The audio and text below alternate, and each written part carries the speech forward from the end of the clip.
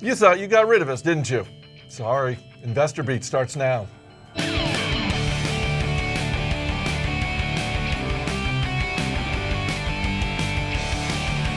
Thanks for watching. I'm Chris Hill. After 2 straight weeks of shortened trading because of the holidays, Wall Street was back to normal activity. The Dow, NASDAQ, and S&P all down slightly. Meanwhile, tonight on Capitol Hill, the U.S. Senate is expected to vote on Janet Yellen's nomination to head the Federal Reserve.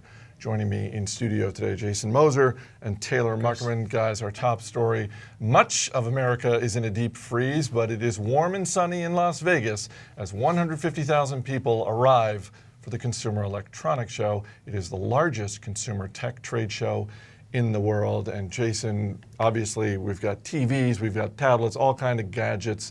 What are you going to be focused on? Yeah, I was actually on Twitter last night. A buddy of ours, Tim Byers, works on the Rule Breakers team, is already out there, and boots on the ground. He was telling us a big theme of this year's show is going to be the smart home. And I think this is going to be really interesting because I've looked at a company before called Control4, did some research into them over the summer, and then digging a little bit further into companies like Cisco. Their CEO, John Chambers, is calling this Internet of Things a $14 trillion opportunity here over the next decade as virtually everything and everywhere becomes connected. So between smart homes and just the Internet of Things market opportunity there, I think that's going to probably be one of the big themes of the show. And it's not just tech companies that are there. Most of the major automakers are there as well. Yeah, they are. You can count General Motors, Honda, even Audi's teaming up to do a presentation with Google. So that's one thing I'm looking at, the connected car versus the connected home. The Open Automotive Alliance is a big group that involves both auto and tech companies, and they're working to try and make things work more seamlessly and more connected, trying to disrupt what you've seen the tablets kind of getting in with the infotainment systems, trying to make it more seamless for the user. For investors, though, it seems like the Consumer Electronics Show is one of those events that there's a lot of excitement around. There's some pretty interesting gadgets, but a lot of them take time to pay off. They do, and I think that you have a lot of companies there that aren't public, for example, and some companies that maybe have just gone public. So Control4 is a good example of a company that just went public in the second half of 2013. But you look at another company like Nest, which focuses on making those smart thermostats and smoke and carbon monoxide alarms. They're actually a small private company with some investment dollars coming in from Google. And so I think that when you see these little players, it's worth paying attention to where they're getting their funding from, because that's still another way you can play a part in that. All right, let's get to some of the day's movers and shakers. Solar City hitting an all-time high after the stock was upgraded by Goldman Sachs. How much higher can this thing go? It was up huge last year. Hopefully a lot higher, because I think it's got a big future in the residential and commercial side. And I think when they downgraded First Solar, Goldman Sachs kind of put their weight behind the leasing model versus the utility scale model that First Solar has adopted. And I think, with all the progress that Solar City made in the third and fourth quarter of last year on the operations front, expanding in some key markets, I think 2014 is well warranted for this upgrade.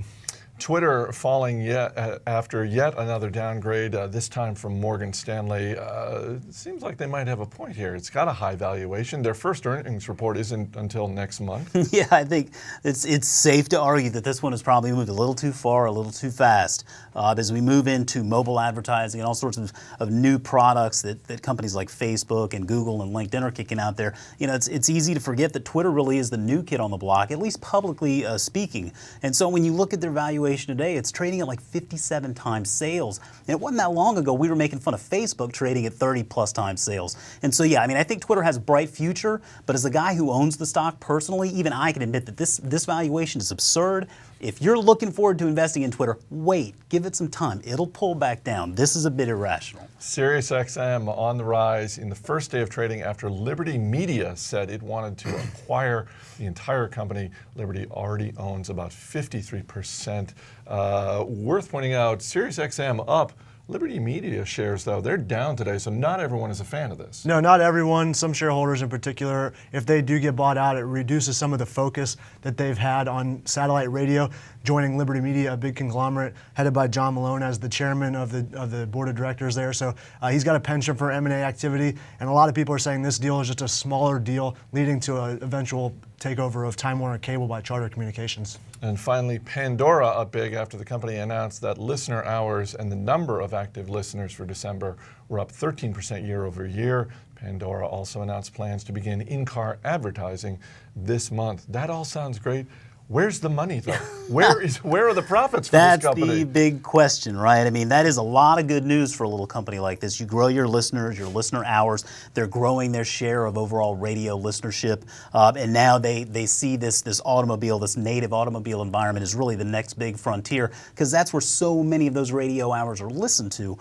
So I think this is all really good. I mean, they're going to be in 9 of the top 10 selling passenger vehicles in the United States. That's a big deal. But you struck in on something there I think it's worth remembering is that Pandora makes 90% of their sales from advertising. And so the question investors have to ask themselves today is, are listeners going to tolerate more advertisements? And as of now, that answer is yes.